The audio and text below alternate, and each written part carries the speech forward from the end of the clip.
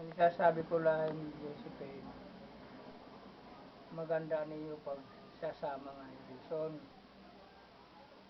Kung sino naman ang magkakamali, pareringgan muna isa.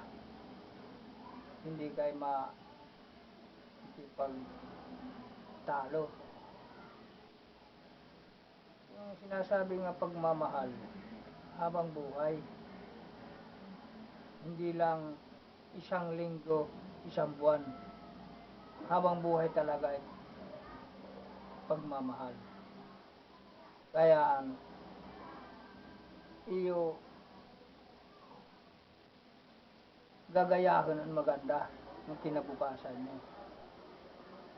Ay kayo man ang nagsasama. Maganda niyo kabuhayan. At saka, ikaw naman, Josephine, ang mamahalin mo ang kanreson, mga kamag-anak, mga magulang, mga kapatid. Ikaw naman, Reason, ang mamahalin mo, anak ang Josephine, magpalitan kayo. Yan ang magandang pagmamahal. At saka kung mga problema lang na iyo medyo